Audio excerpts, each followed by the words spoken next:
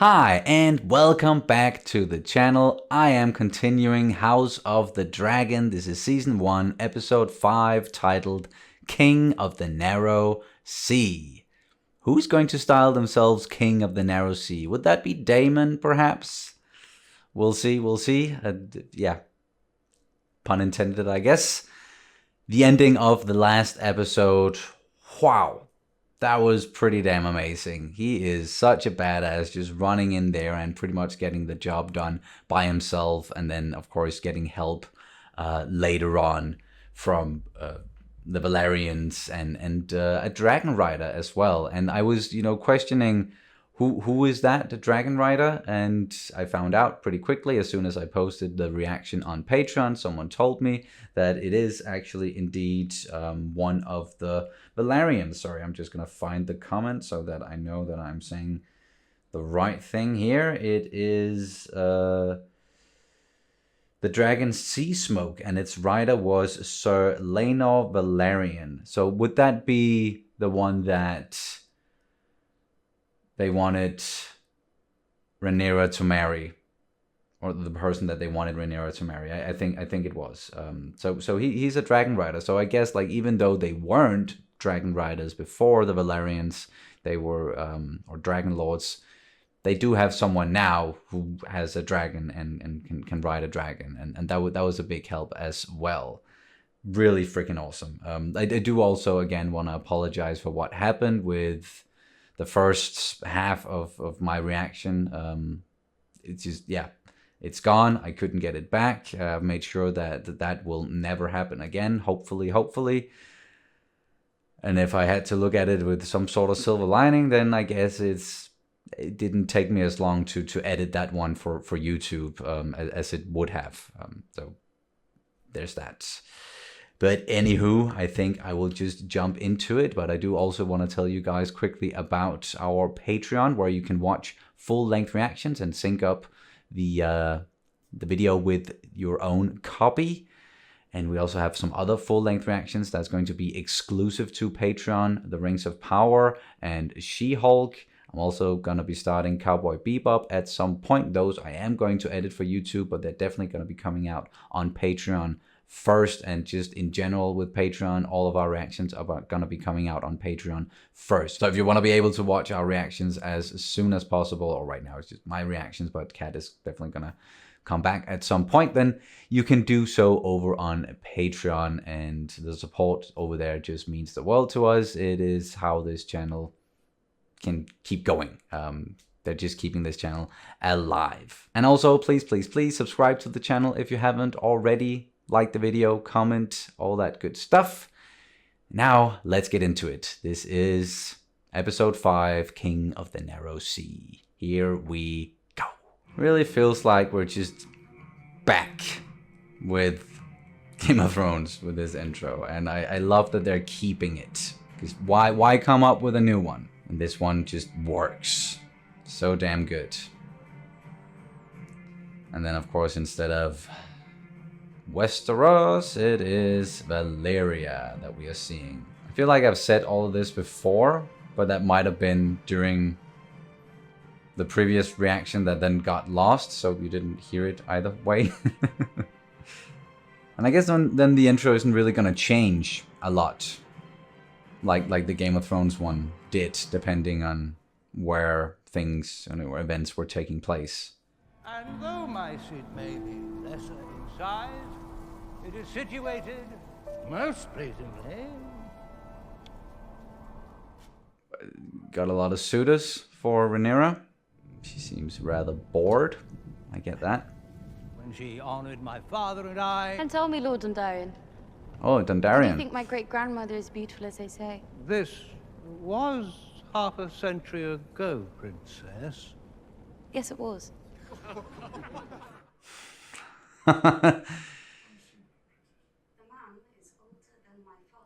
You are too old, sir. Whoa. He's definitely not old. And now a child. And now a child, yeah. The Blackwoods are an ancient house with a formidable army. The blood of the first man still flows in their veins. Nice. Lucas Blackwood, the grandsire of my grandsire, aided the dragon in his war of conquest. Aye, the Blackwoods truly turned the tide on that one. Shut up. Let the kid speak. So we may go to supper. Oh, Craven. dude. We're leaving. We're leaving. Where are we? Are we Storm's End? Whoa! Don't look, princess. Holy shit, kid. Fucking barbaric. Come on. He was an asshole, but he didn't deserve that. Oh, shit. I'm fine.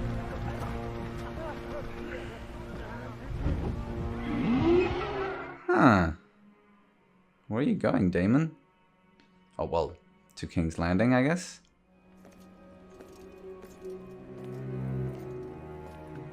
Wearing a crown? Ah, he cut his hair. Add it to the chair.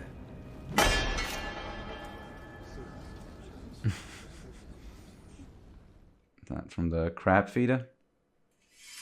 Once we smash the Triarchy, they name me King of the Narrow Sea. Oh. What are you up to, Damon? My crown and the stepstones are yours. Rise. Rise. Huck. Oh. No. I will not revisit this debate. You were always Mother's favorite. No, it's no great mystery. What are you thinking, Otto? They only want my name in my Valyrian blood for their offspring. I think it's rather romantic. How romantic it must be to get imprisoned in a castle and me to squeeze out to heirs. That's what Alicent is doing.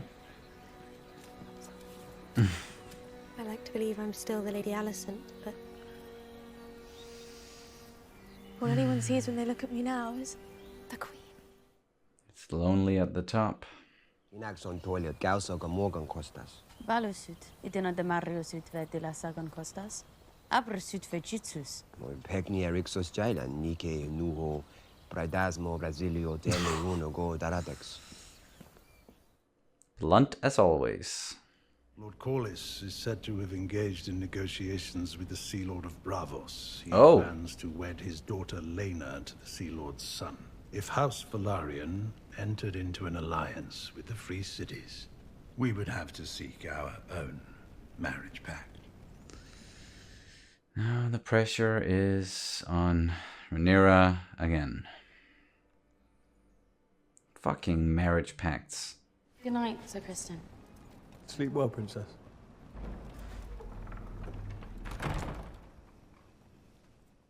What a job it must be to just stand outside a door for hours and hours on end.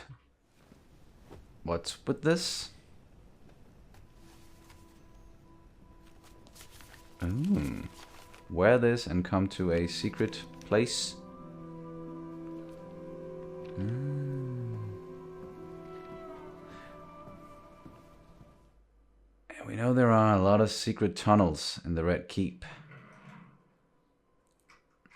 Is this the same room wherein Tyrion killed his father? I thought so. Damon. Where are we going? Are you taking her to like a pleasure house or something, dude? Whoa. Okay.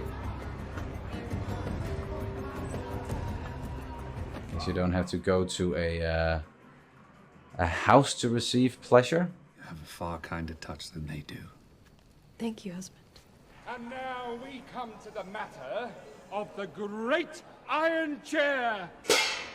And whose bum it might bear. A bit of theatre. Many of the small folk are like to believe that as a male, Aegon should be the heir. Their wants are of no consequence. They're of great consequence if you expect to rule them one day. Yeah, unfortunately.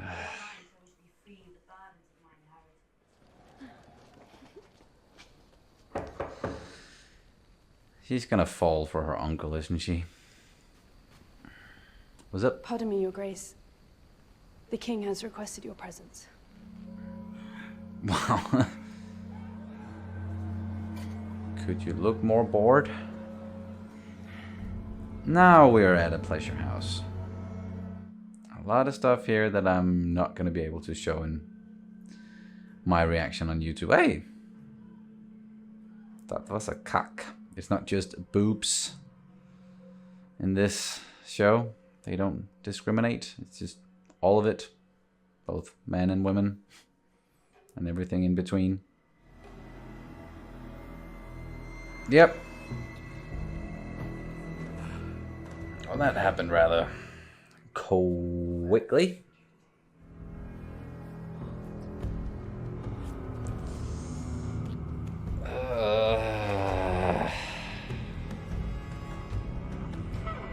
I don't necessarily mind watching sex scenes, but just knowing that it's full-on incest. Although that's not the first time we've seen that in this world. And it most likely won't be the last.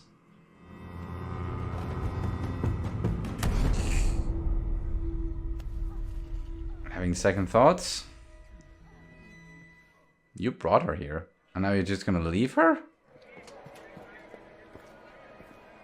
Supposed to get back on her, all on her own? Oh, what's with that little guy? That little bird? We might not have Varys, but there could still be birds. If you know what I mean. Didn't you just wait? What the? Huh? How did you do that?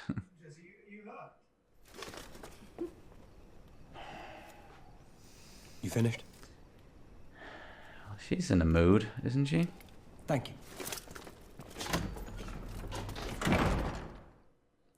She didn't get to have sex with her uncle, so she's gonna, yep, go for her protector instead. She's having quite the night. A lot of people are.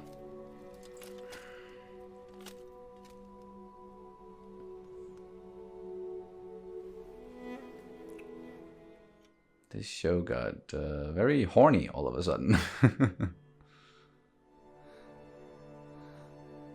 I'm always thinking of like how awkward it must be filming these scenes. Or I'm sure some find it more awkward than others. Apologies for the late hour, my lord. What is it? A messenger brings word from the White Worm. Okie dokie, here we go. White Worm. Am I your prisoner? As I was once yours. That's where he ended up. I learned that the skin trade could only take me so far in this life. You never were one to stay idle. Oh, wait. Hard lessons are not welcomed, but suffered. Is she the White Worm? And again, I ask the question, what are you thinking, Otto? Come. Of whether or not to tell the king about what you just heard? They were engaged in behaviors unbecoming of a maiden. Of a princess. Oh, he saw that as well, did he? You're so sick with ambition that you'd have my daughter stalked, spied upon, awaiting your best chance to destroy her reputation. Oh. Do you wish to have your blood on the Iron Throne so badly that you are willing to destroy mine own? Just get out. Might not be like 100% wrong about his intentions, but he's It's not lying either. And it's not like he explicitly like asked someone to follow her. Just when everybody was starting to get along again, sort of. Princess, I have a message from the Queen.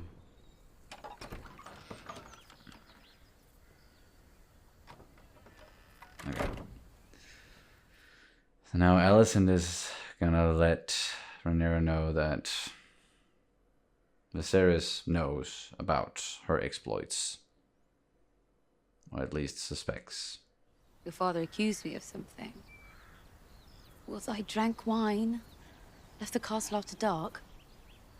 That you fucked Daemon in a pleasure house. Well, she didn't get to that. You cannot believe such gossip. My father is no gossip. Well, certainly he's been misled. He could not have witnessed such a thing. Why not? Because it did not happen. He was told. Who made these claims to your father? I am the princess. To question my virtue is an act of treason. I only want to help you, Rhaenyra. You should have approached it differently. I was only a spectator. I didn't do anything. And then Daemon sank into his cups and abandoned me for some whore. A little bit of truth, a little bit of lies. The king demands an audience, my prince. Take your fucking hands off me. He's really hungover.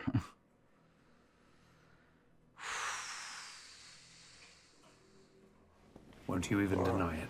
I need to understand the charge before I can attempt to discredit it. You defiled her. She's just a girl. Your niece. Here is a woman grown. Better her first experience be with me than some whore. What lord will wed her now in this condition? Who gives a fuck what some lord thinks? You are the dragon. Your word is truth and law. Yes, so fucking honest. Although they didn't have sex, so... You're already wed. That didn't stop Aegon the Conqueror from taking a second wife. You are no conqueror. You are a plague.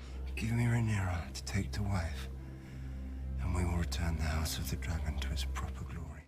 House of the Dragon. Hey, he said the title of the thing. Strive to restore whatever scrap of honor remains in you. Or don't. Matters not to me, as long as you are gone from my side for good.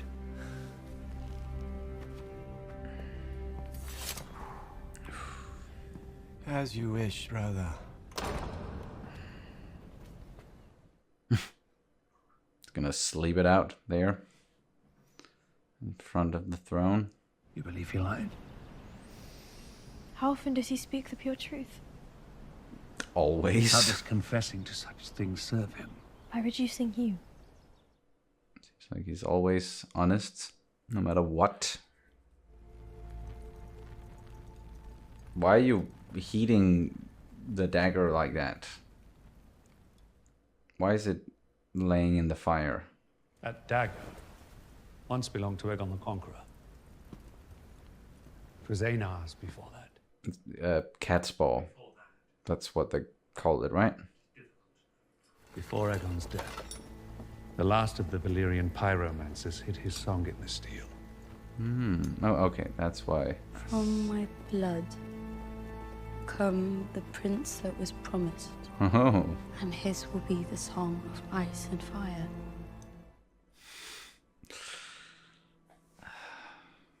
Were I born a man, I could bear 2 men if I wanted. I could father a dozen bastards, and no one in your court would blink an eye. You're right. But you were born a woman. Your courtship is at an end. You will wed Selena Velaryon. And you will do so without protest. So I can be a remedy for your political headaches. You are my political headache. And what will you do about the vulture who perches upon your throne? What vulture? Your hands. Every man on my small council and all councils past has been self-interested. It is unavoidable. I disagree. I will do my duty as heir and wed Sir Laenor, but you must first do yours as king. Your Grace. Choose a new hand. How long did it take you to choose yourself over your king? Your Grace. I will never recover from Emma's death. But Alicent, she took me through the worst of my grief. She was a calculated distraction. I only now realize how well calculated it was.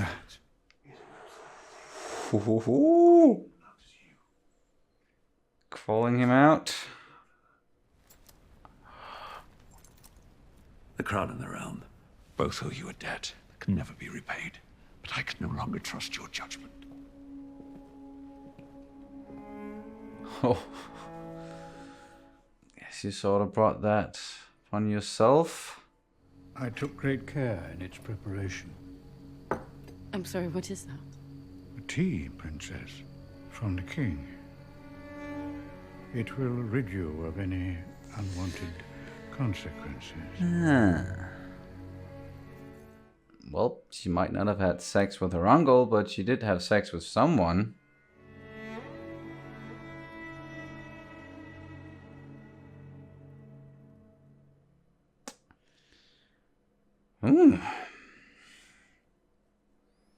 Pretty intense episode there, guys. And horny. Damn. But that was season 1, episode 4, King of the Narrow Sea. Title was indeed referring to Daemon. Didn't have much of a consequence when it came to how the episode played out. It was more like just something that people named him after he smashed the Triarchy, and what we saw at the end of the previous episode, came back to King's Landing, came back to court, and seemingly bent the knee again. But it didn't last long, the peace there between the brothers. It certainly didn't.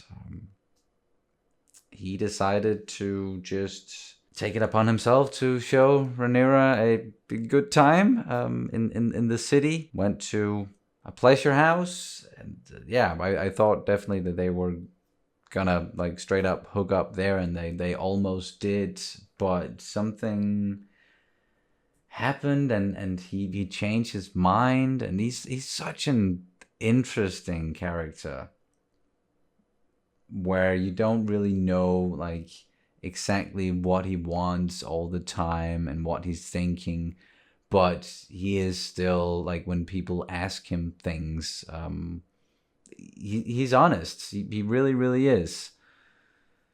Although, he didn't deny, or he didn't say that, no, we didn't have sex, Rhaenyra and him. But he wants to wed her in the tradition of the Targaryens, as Alicent called it, queer traditions, weird traditions. And that it definitely is really fucking icky to think about, and I commented on it during the episode with the whole incest thing.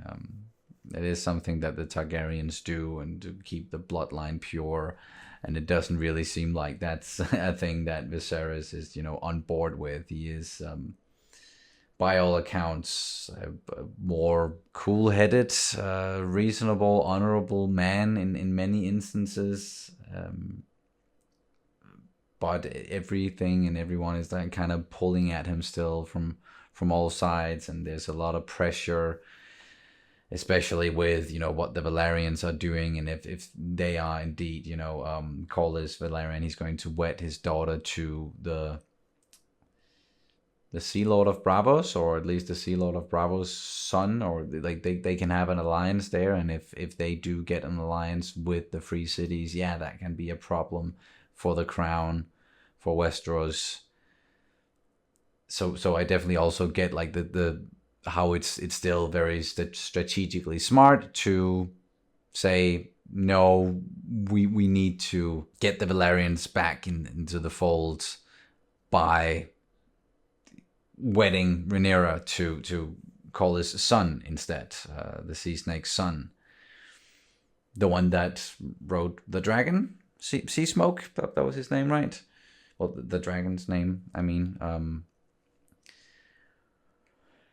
And she said that she would do it, but she also sort of not pressured, but told her father to do what he should do as king, and that's really interesting because like we've seen it so far just in these few episodes leading up to this, that Otto Hightower, he has been scheming, he has been pulling the strings. He did push Alicent towards Viserys, and that had the outcome that he wanted. And we've heard him talk about, no, like Rhaenyra's not gonna be queen. He's gonna choose Aegon as the heir, and then like I will have my blood on the throne, basically.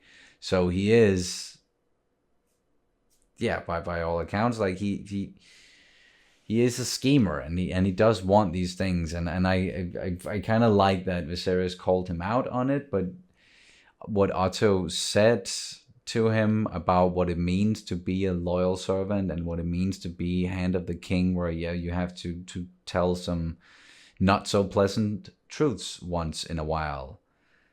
That is also true. But wow, man, yeah, I'm really interested in seeing like where this leaves, that whole thing and their relationship now, and what Otto Hightower is going to do, where he's going to go.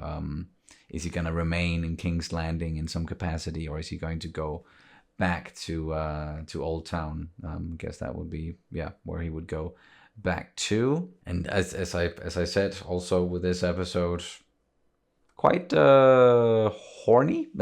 Like, a lot of sex going on, and especially of course down there in King's Landing and in the pleasure houses.